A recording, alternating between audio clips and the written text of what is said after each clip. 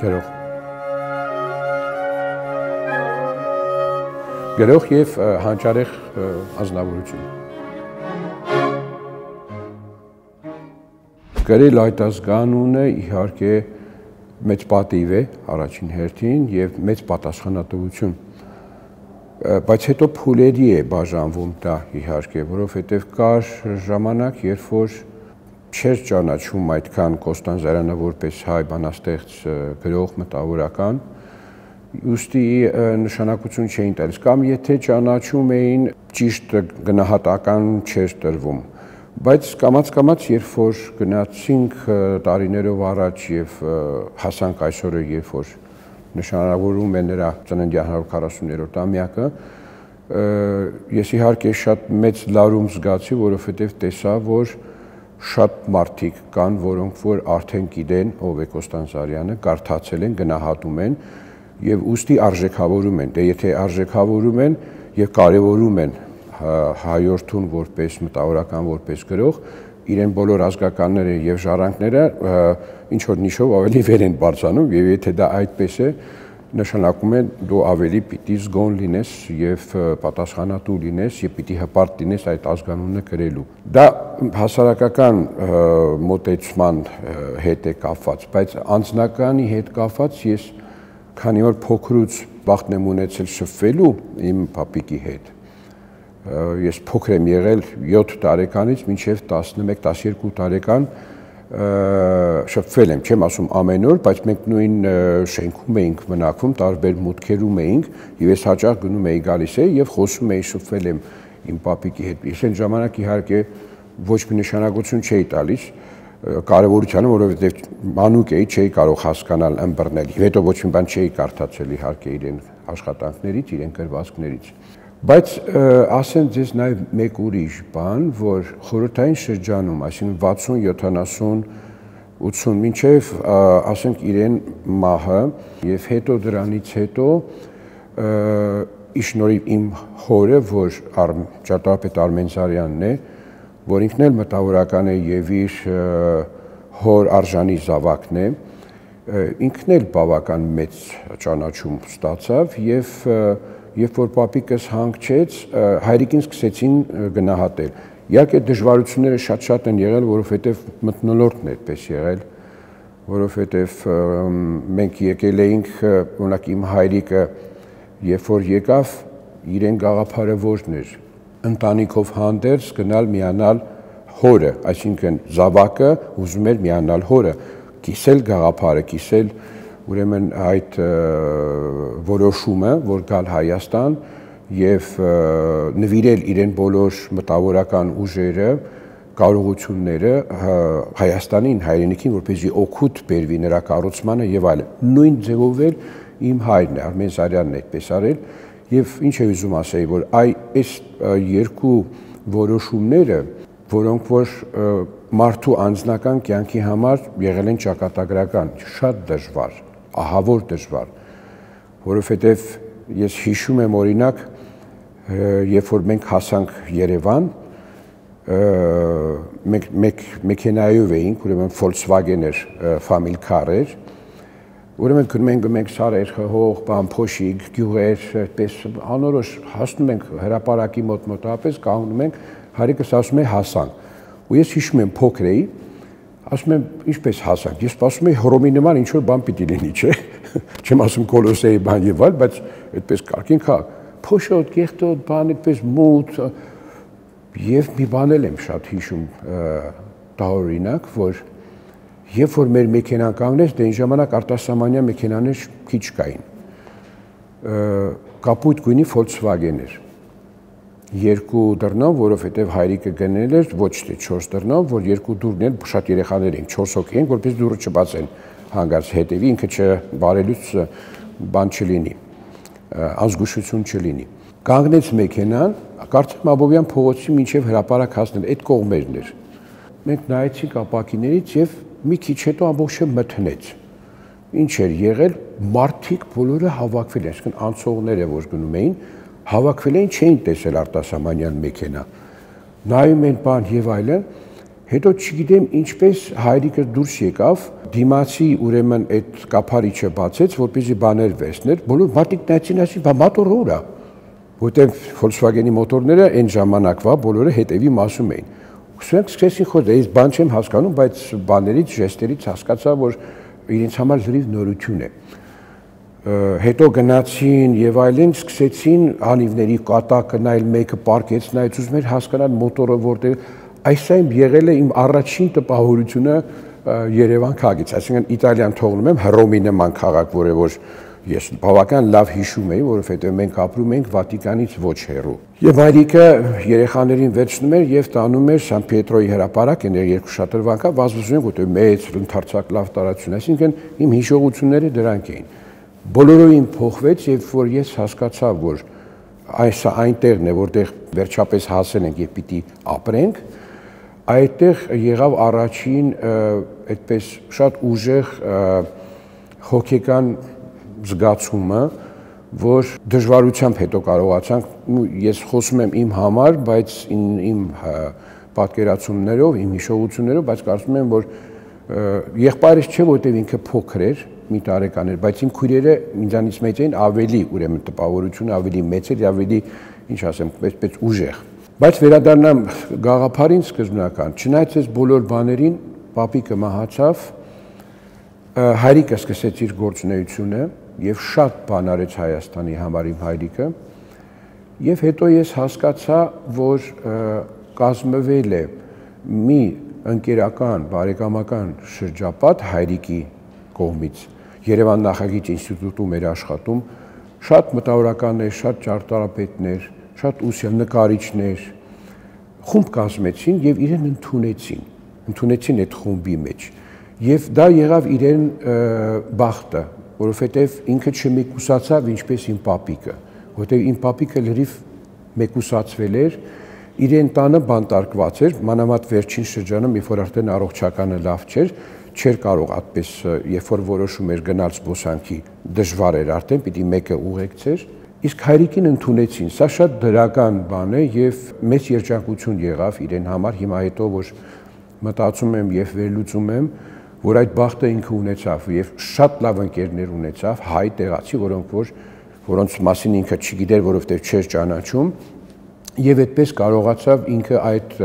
շրջանակի մեջ ունենալ հովանի օգնություն եւ իրեն ծրագրերը առաջ տանել, դա եւ Արվեստի ինստիտուտի բաներ եւ գիտությունների ակադեմիաներ եւ հանրագիտարաններ, որտեղ որ ինքը համագործակցում էր եւ առաջին հերթին Երևան նախագիծ ինստիտուտներ, որտեղ որ ինքը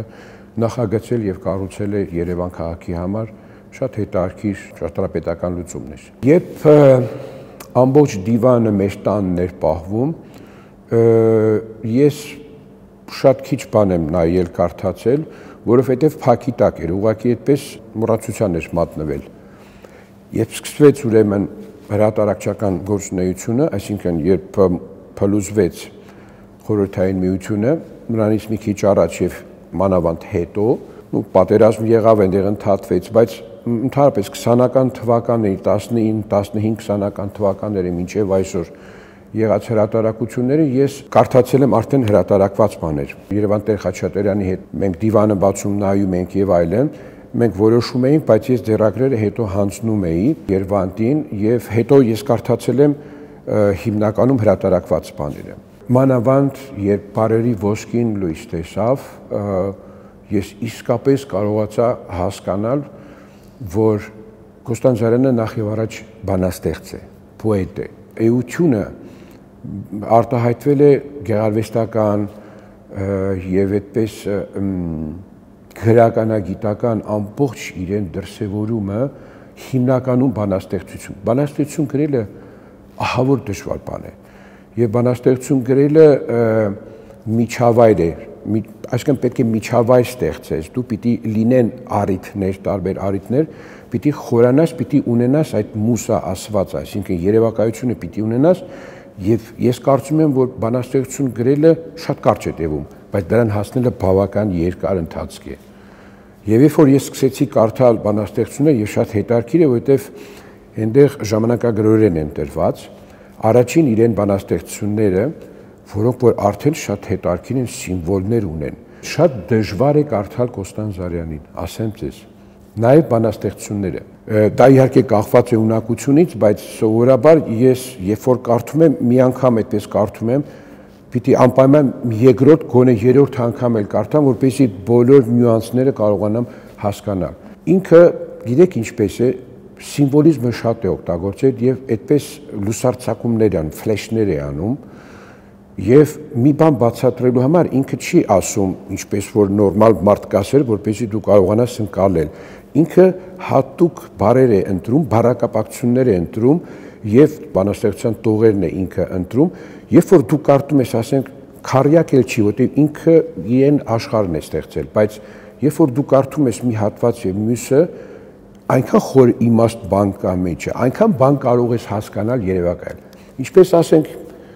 ինչ ասեմ, էքսպրեսիոնիզմի նկարի առջև, եթե դու կանգնես, նկարչին եթե հարցնես, ինքը բաներ կասի, չէ, բայց դու կարող ես ուրիշ բաներ էլ տեսնել այնտեղ։ Նայած դու ինչ ես փնտրում այդ նկարի մեջ, չէ։ Իրեն գրված բանաստեղծությունները նման են դրան։ Այսինքն դու կարող ես կարդալ, հմայվել եւ երևակայել, այսինքն շարունակել քո երևակայությունը, մտնել բանաստեղծության հունի մեջ եւ երևակայել եւ շարունակել։ Բայց դրանից գեղեցիկ բան չկա, դա շատ բարդ է անելը։ Քեզ հնարավորություն է տալիս խորացնել, ոչ թե դու կարդում ես հանգերով բան եւ գեղեցիկ ինչ որ բան ես ստացում, այլ դու սկսում ես, երբ որ վերջացնում ես բանաստեղծությունը, սկսում ես մտածել, բայց հետո նայում ես երբ է գրել,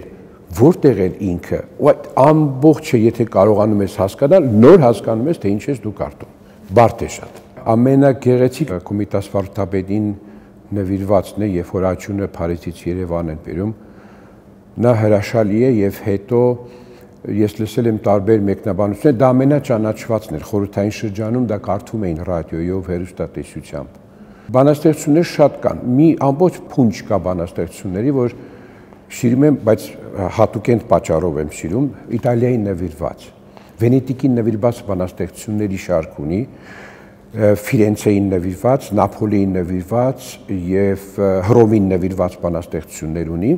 հայերեն են բոլորը գրված։ Եվ սիրում եմ ինչու,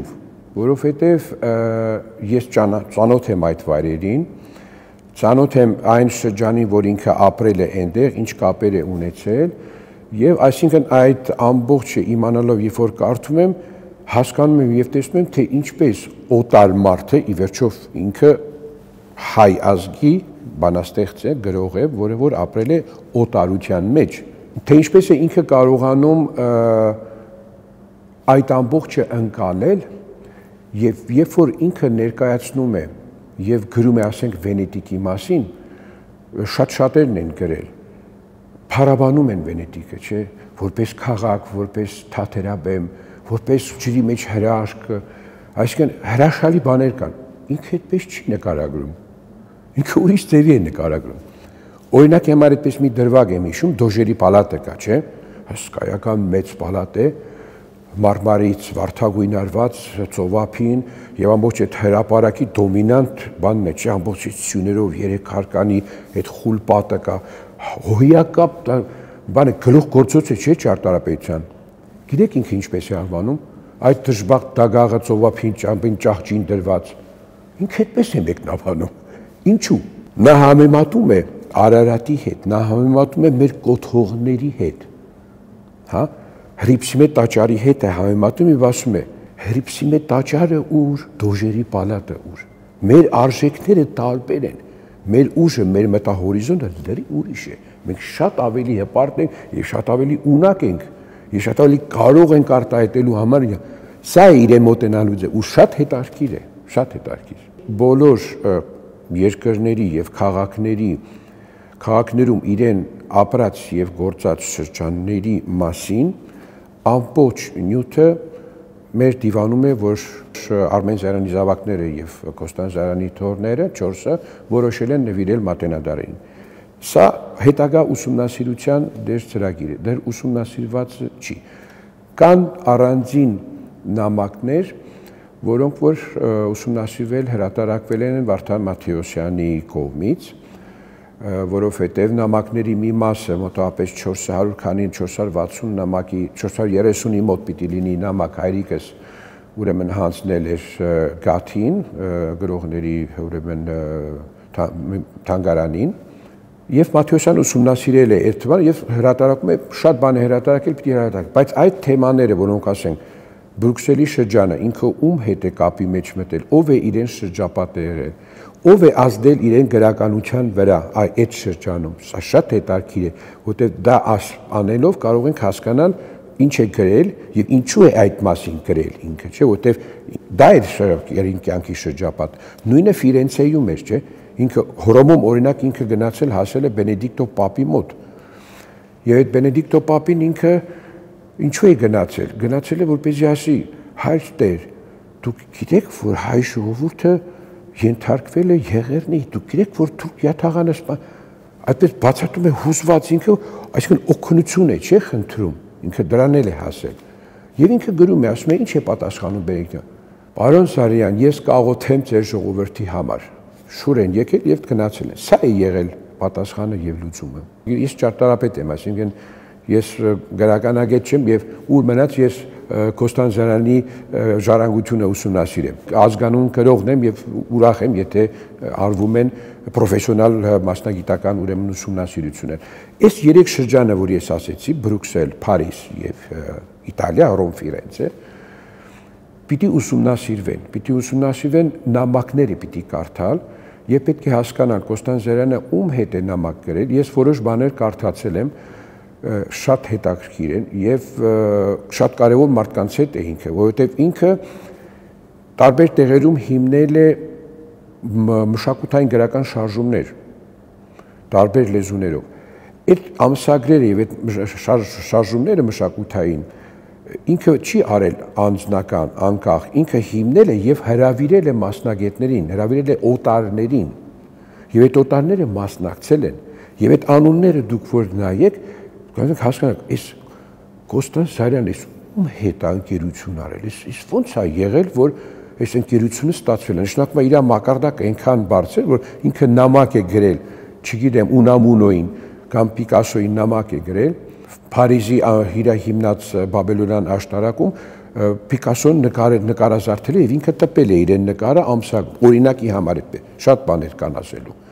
Այսինքն դա ինչպես է եղել եւ այդ կապը եղել է պատահական ժամանակավոր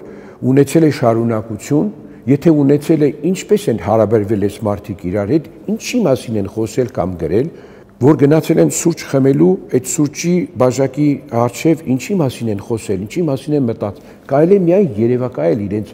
հսկայական ինտելեկտ աշխարհը որ կար եւ ինչի մասին իրենք պիտի խոսեին։ Այս ամբողջ հոգեբանությունը իրենց ստեղծագործություններում կա։ Ուղղակի անունները ինքը փոխում է։ Շատ հետաքրքիր է եւ Երևան Տեր Խաչատրյանը կարողացել է կռահել եւ օրինակ Բանգկոկում կամ երկրներ եւ արևմուտք եւ քաղաքներ եւ արևմուտք եւ ուրիշ ստեղծագործություններում ինքը անուններ է տալիս փոխում է, բայց այդ անունները կոնկրետ մարդիկ, այն մարդիկ էին, որոնք որ իրեն հետ այն ժամանակ մտերիմ էին եւ խոսում էին եւ կիսվում էին տարբեր խնդիրների եւ հարցերի շուրջ։ Ուստի այս ամբողջ շրջանը իրեն կենսագրական մասն է կազմում, իրեն կենսագրության մասն է կազմում եւ դեռ ուսումնասիրության կարիք կա։ Նյութերը կան, մարդիկ կան, որոնք որ կարող են ուսումնասիրել, ուղղակի ժամանակի հարց է։ Ես հայրիկի հետ հիմնականում ճարտարապետությունից եմ խոսել եւ հիմնականում, քանի որ իրեն մասնագիտությունն եմ ընտրել եւ իրեն շնորհիվ եմ, իրենից եմ վարակել այս մասնագիտությունը, տեսնելով իրեն աշխատանքները, իրեն սերը ձգտումը, հիմնականում խոսել եմ ճարտարապետության մասին եւ հետո երբ որ հասկացա, որ ինչպես ասում են, խնձորը ծառից հեռու չի ընկնում, այսինքն ինքն էլ գրելու ունակություն ունի, հայրիկս բազմաթիվ գրքերի հեղինակ է, հարյուրավոր հոդվածների հեղինակ է, մեկը մեկից հետաքրքիր։ Անցյալ տարի 100-ամյակն էր ծննդյան, չհասցրեցի, բայց երևի այս տարի հասցնեմ, որոշել եմ հավաքել այն ամբողջ նյութը, 1, 2, 3, 4, 5 գիրք ունի գրված, ճարտարապետության քաղաքաշինության վերաբերյալ եւ հարյուրավոր հոդվածներ տարբեր բաների մասին, մասնագիտական։ Այդ ամբողջը ուզում եմ հավաքեմ եւ անեմ Արմեն Զարյան աշխատությունների հավաքածու։ Այսինքն ճարտարապետը ոչ թե ինչ նախագծել է, այլ ճարտարապետը ինչ է գրել, որտեղ ինքը եւ ստեղծագործող ճարտարապետ էր, նախագծող ճարտարապետ էր եւ տեսաբան էր։ Սկսել է սովորել Մուրադ Ռաֆայելը ավարտելուց հետո Վենետիկ, ինքը ընդունվել է Քաֆոսկայի համալսարանը ճարտարապետության։ Եվ ճարտարապետության 2 կուրս անելուց հետո գնացել է École de Beaux-Arts Ֆրանսիա, 2 տարի էլ այնտեղ է սովորել, հետո վերադարձել է Հռոմ եւ Հռոմում ավարտել է ճարտարապետական ու սկսել է որպես նախագծող։ Ինքը Հայաստան երբ որ եկավ, շարունակեց նախագծումը, բայց քանի որ պապիկի հետ առաջին անգամ էր, որ երկար տարիների ընթացքում, երկար 6 տարիների ընթացքում անընդմեջ ամեն օր շփում է ունեցել, որտեղ Կոստան Զարյանի հետ զավակները երբեք մնայուն չեն ապրել։ Կոստան Զարյանը թողել է ամեն ինչը, գնացել է աշխարհով, պտտվել է, գրել է բան եւ այլն, տատիկս է մեծացրել հայրիկին, հոր եղբորս եւ մորաքրոջս։ Ինքը գալիս էր, նայում էր բան եւ հետո նորից գնում էր, այսինքն չի եղել Կոստան Զարյանի եւ զավակների միջև հայրական նորմալ, ասենք, ընտանեկան շփում, գոյություն չի ունեցել։ Հայաստանում դա տեղի է ունեցել, որտեղ միասին են ապրել նույն շենքում։ Ամեն երեկո հայրիկս, երբ որ ավարտում էր իր աշխատանքը Երևան նախագիծ ինստիտուտ, գալիս էր ընթրիկի բան եւ այլն, գնում էր պապիկի մոտ, նստում էր 1 ժամ, խոսում էին, ես չգիտեմ ինչի մասին, բայց կարող եմ պատկերացնել ինչ արժեքների մասին էին իրենք խոսում, վերջացնում էր, գալիս էր, մեզ համբուրում էր, մենք գնում էինք պարկելու, քնելու, ինքը նստում էր եւ սկսում էր գրել։ Ես հայրիկին այդպես եմ հիշում։ Ամբողջ կյանքը այդպես արել, ինչքան որ հետ է եղել եք։ Ուստի շատ կարևոր է եղել, որ ինքը հոր կողքն է եւ ես կարծում եմ, որ վարակել է այդ բանը, այդ զրույցները։ Կոստան Զարյանը գրել է, խոսել է ոչ միայն գրականության մասին, ճարտարապետություն, քաղաքաշինություն, արվեստ, նկարչություն, ինքը գրել է արվեստի պատմություն է դասավանդել ամերիկյան համալսարանում, այսինքն ինքը հսկայական կրթության մարդ էր։ Ուստի իրեն հետ խոսելը, եթե դու որոշակի պատրաստակամություն չունեիր, շատ դժվար էր, որտեղ կասեիր, դե դրա համար էլ չընդունվեց, այսինքն այս նոմենկլատուրան, այդ բոլշևիկյան այդ ամբողջ համակարգը որ կար, իրեն դատապարտեց ինչու, որտեղ չէր հասկանում, որտեղ անգրագետ էր, որտեղ այդ մարդը այնքան խելացի էր, այնքան բաներ էր ասում, անուններ էր ասում, որ սրանք կարծում են այդ անունները ինչեր են, չգիտեին, չէին ուսումնասիրում ու դատապարտում են, որտեղ չէին հասկանում։ Սա է խնդիրը։ Հայրիկս շատ քիչ է պատմել իմ պապիկի մասին։ Դրվագն էր, ես եմ շփվել, ունեմ հիշողություններ այդպես։ Հետո, երբ որ կարդացի եւ հայրիկի գրվածները, եւ պապիկիս գրվածները, նոր կարողացա հասկանալ այդ Զարյան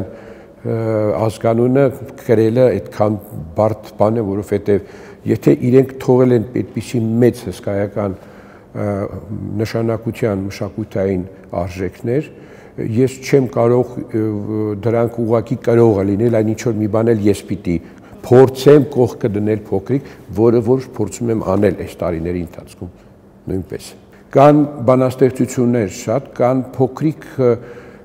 ուրեմն էսսեներ, փոքրիկ պատմվածքներ, եւ դրանք քիչ չեն, շատ են, որոնք որ ինքը վերնագրել է, սկսել է գրել եւ ինչ-ինչ պատճառներով թողել է մի կողմ է դրել եւ ուրիշ բան է արել եւ չի անդրադարձել կամ անդրադարձել է։ Նպատակ կա այդ արժեքավոր կտորները, որոնք որ սկսվել են եւ անավարտ են մնացել, բայց որպես գրականական իմաստով ունեն արժեք եւ հետաքրքիր են, որպեսզի ամբողջացնեն Կոստան Զարյանի ուրեմն գրական պատկերը, դրանք հավաքել եւ այդպես առանձին հրատարակել։ Բանաստեղծություններ շատ կան, մանավանդ վերջին շրջանի եւ հետո մի ուրիշ բան էլ կա շատ հետաքրքիր, դե ով որ զբաղվում է Կոստան Զարյանով, գիտի, որ ինքը հեղափոխական շարժման մեջ է եղել սոցիալական, երբ որ բանում էր աշխատում, սովորում Բրյուքսելում, հեղափոխական բոլշևիկների հետ է շփվել, Կամո, բան Լենին եւ այլն, այդպես այդ բանի մեջ է մտել, քաշել են իրեն ներս, ինքը գնացել է եւ իրեն հանձնարարություն են տվել, անունը փոխել են, գումարը տվել են, ասել են հանուն հեղափոխության այս կետից ես գումարը պիտի տանես այն կետը, որպեսզի ինքը արել է եւ բռնվել է ուրիշ մարդկանց հետ, բանտ է նստել 1 տարի Մյունխենի։ Ինձ մոտ տանը Մյունխենի իրեն օրագիրը կա, ինքը օրագիր էր պահում։ Իմիջիալոց ասեմ, որ Կոստան Զարյանը հրաշալի գծանկար էր անում։ Այդ օրագրի մեջ ինքը դե 1909 թիվն էր։ Այսինքն ֆրանսերենը ինքը արդեն լավ տիրապետում էր, Բրուքսելի համալսարանը ինքը արդեն հաճախել էր, կրթությունը ստացել էր, եւ այնտեղ գրում է ռուսերեն ես մի հատը պիտի օգտագործեմ Իտալիա, երբ որ գնամ թատերական ուրեմն ներկայացում ունենք անելու, այնտեղ կոչվում է թյուրմա։ Եվ ինքը գրում է որտեղ է ընկել, բանաստեղծություն է գրում ռուսերենով, շատ հետաքրքիր, շատ գեղեցիկ։ Այդ նույն տետրի մեջ ինքը ֆրանսերենով ոտանավոր է գրում, բանաստեղծություն է գրում, պատմվածքներ է գրում եւ նկարել է այդ բանտի այդ պահակները որ կան, չէ, այս մեծ օղակով այդ բալանիները պատկերացնում եք այդպես մորուքով, բան այդպես գերմանացի նկարել է մատիտով, հրաշալի նկարներ են այդտեղ։ Այ օրինակ դա ես պիտի անպայման օգտագործեմ առանձին այդպես մի հատ մշակեմ գեղարվեստական եւ օգտագործեմ, որովհետեւ 1 տարին քիչ բան չէ եւ մարդ, որը որ ազատ էր, երիտասարդ, որը մասնակցել է հեղափոխության եւ այլն, հանկարծ բանտարկվում է եւ լավ է որ ունեցել է մատիտ, ունեցել է թուղթ եւ այլն եւ թողել են որ ինքը գրի եւ այդ տետրը ինձ մոտ հիմա կա եւ շատ հետաքրքիր նյութեր կան մեջը։ Պատահար եղավ, ուրեմն նախանցյալ տարի Վենետիկում Քաֆոսկարիում ուրեմն թերապիա թատրոնի հետ, Թերեզա Տենտորիի հետ միասին եւ ֆիգուրանտների հետ մի այդպես խումբ ենք, փոքրիկ մի ընտանիք ենք, բոլորը իտալացիներ են, այնտեղ մի աղջիկ Կարմենուհի, որ TNA-ից է Վիչենցիայի կողմից ինքը այնտեղ է ապրում, մնացածը բոլոր իտալացի են։ Եվ Թերեզան Կոստան Զարյանի երկրպագուն է, ֆանն է, շատ է սիրում, բոլոր բաներ ես իրեն թարգմանաբար տվել եմ, անգլերեն, ֆրանսերեն տեքստերը ինքը կարդացել է, ուղղակի սիրահար է եւ շատ մեծ արժեք է տալիս որպես բանաստեղծ։ Եվ իրեն նախաձեռնությամբ ուրեմն այդպես թատերական ներկայացումներ ենք անում, մի քանի հատ 5 հատ արդեն արել ենք։ Երևանում առաջինն արեցինք, երբ որ 2000 տարի դարձավ Երևան քաղաքը, 12-13 տարի առաջ էր, մենք ներկայացում որոշեցինք անել, եւ ես գտա մի բանաստեղծություն, որը որ նվիրված է հենց Երևան քաղաքին, կոչվում է Երևան, թարգմանել եմ իտալերեն,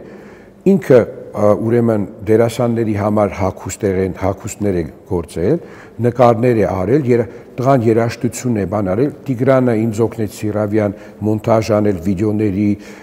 Զավեն Սարգսյանի լուսանկարներ, բան, այդպես շատ հետաքրքիր տեխնիկային թատրոնում արեցինք, լեփ-լեփ այնքան լավ ստացվեց, ու ես հասկացա, որ այստեղ ինչ որ մի բան կարելի է անել եւ շարունակել, ու այդպես արեցինք։ Իմ մասնակցությունը որը եղավ 2 տարի առաջ ուրեմն վենետիկյան նորավեպը ես թարգմանեցի իտալերեն։ Ամբողջը կարդացին, այսինքն սա պիտի անպայման մենք ներկայացնենք եւ կառուցենք բեմադրություն։ Արվեց ամբողջը, Թերեզան տեքստը վերցրեց եւ դարձրեց թատրոնի հարմարեցեց թատրոնի համար, որ 50 րոպե լինի ոչ ավել, բոլոր 4-5 ուրեմն դրվագներով եւ շատ հետաքրքիր պատմություն է դա։ Եվ պիտի գար, որտեղ միշտ Էպսիդոնի հետ էինք անում, հիմա Աբովյան թատրոնի ղեկավարն է, Արմեն Սարգսյանը, իրեն հետ ենք անում, այսինքն հայ-իտալական համագործակցություն է։ Ֆիգուրանտների մի մեծ մասը իտալացիներ են, մի մասը Հայաստանից են գալի, միասին, որտեղ համեր թատրոն է, այսինքն կարիք չկա խոսելու։ Ու այդպես շատ հետաքրքիր բան է ստացվում, մի քանի անգամ այդպես արել ենք, եւ Քաֆոսկարի թատրոնում ուրեմն պիտի գար Արմենը, վիզա չտվեցին։ Ինքը Կոստան Զարյանի դերն է կատարում, ինձ էլ ասեցին, այդպես հերեցին ասին, դե պիտի գնաս հիմա դու անես, ասի ես ինչ պիտի անեմ, պիտի Արմենի տեղ անես, ու այդպես գնացի ու բոլորը ասեցին, որ շատ լավ է ստացվել, բան եւ այդպես իմ առաջին փորձառությունն է։ Հիմա երկրորդը պիտի անենք, որ շատ հետաքրքիր է։ Կազմել եմ Կոստան Զարյանի կենսագրական բոլոր փուլերը, որ բավական հետաքրքիր եւ աշխարհագրական իմաստով սփռված բան ստացվեց եւ ներկայացում ենք պատրաստում։ Հիմա տեքստը արդեն գրված է ու փաստորեն ասմունքող պիտի լինի եւ ասմունքողը պիտի սկսի այնտեղ երաժշտություն պիտի լինի, ֆիգուրանտները պիտի գան, պիտի շարժվեն, բարեն եւ այլ լույսեր պիտի լինեն եւ պիտի ասի.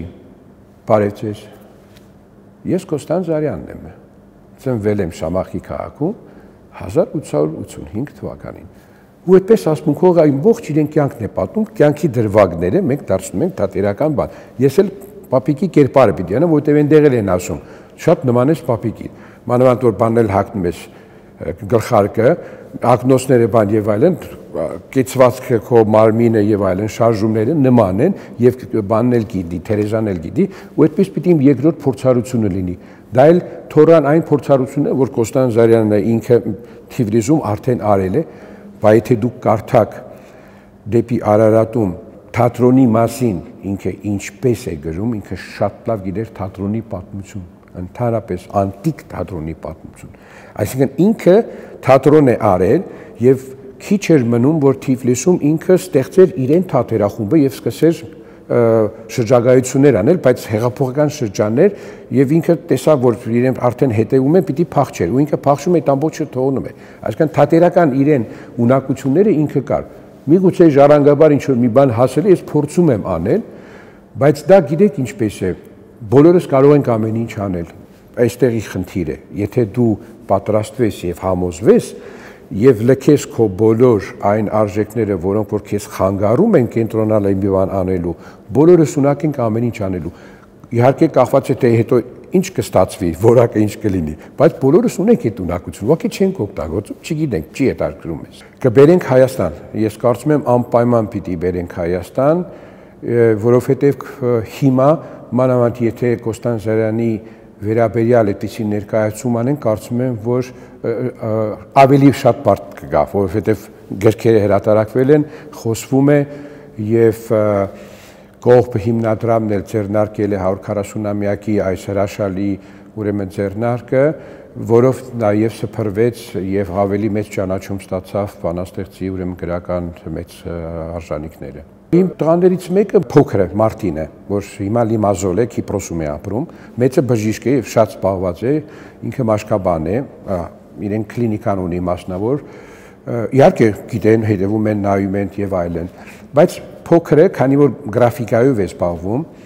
եւ լավ գրաֆիկա է, վեբսայթներ է սարքում բան եւ այլն, այսինքն ուսյալ է, ինքը Վենետիկում է սովորել, ավարտել եւ այլն։ Ուրեմն Վենետիկյան նորավեպ, որ հայերեն է գրել Կոստան Զարյանը, 28 թվին հրատարակվել է Հայրենիքում, Բոստոնի, երբ որ ասեցի, որ արդեն թարգմանել եմ իտալերեն եւ մտածեցի պատրաստել իտալերեն հրատարակություն։ Ուրեմն ամբողջ էջադրումը, նկարները, բան ամեն ինչը արել եմ, խնդիրը շապիկի մեջն է, շապիկը շատ կարևոր մասն է գրքի։